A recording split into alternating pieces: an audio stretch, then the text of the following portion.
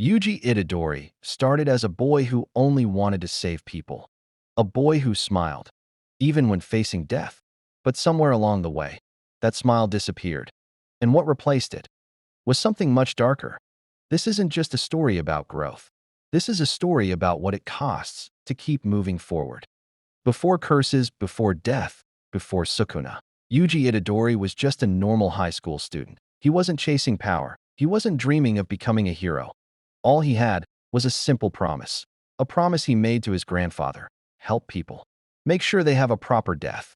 That one line defined everything about Yuji. He wasn't fighting for glory. He wasn't fighting for himself. He was fighting so no one would die alone.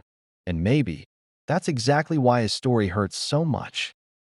When Yuji eats Sukuna's finger, his entire life changes in an instant. He becomes something unnatural, a vessel for the king of curses, and instead of fear, instead of running away, Yuji smiles. Even after being told that he will be executed one day, he accepts it, not because he wants to die, but because he believes if his death can save others, then it's worth it.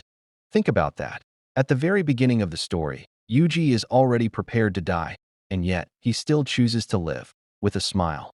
Then comes Junpei, a boy who mirrors Yuji in so many ways. Lonely, hurt, searching for meaning. For the first time, Yuji connects with someone on a deeper level. He laughs with him, talks with him, believes he can save him, and for a brief moment, it feels like everything will be okay. But Jujutsu Kaisen doesn't work like that.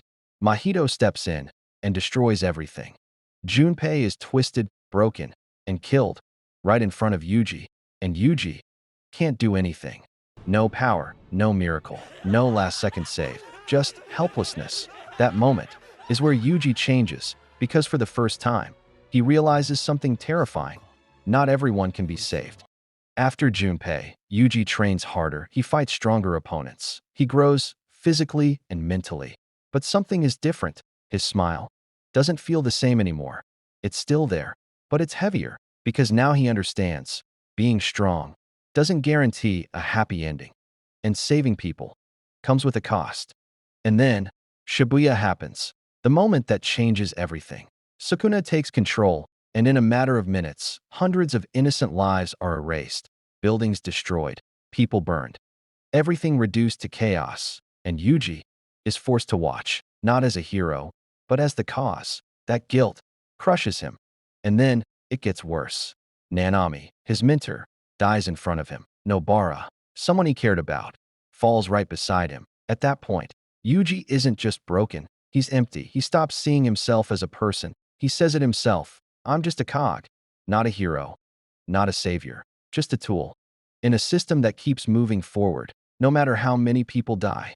After Shibuya, Yuji carries something heavier than any curse, guilt. Not just guilt for what he couldn't save, but for what Sukuna did. Using his body, he starts to believe that he doesn't deserve to live, that maybe he's the real problem. And yet, he keeps going. Not because he wants to, but because he feels like he has to. That's the tragedy of Yuji Itadori. He doesn't fight for hope anymore. He fights because stopping is not an option. In the later arcs, Yuji becomes something else. He's faster, stronger, more ruthless, but also more distant. He doesn't hesitate anymore. He doesn't question things the same way. Because deep down, he's already accepted something.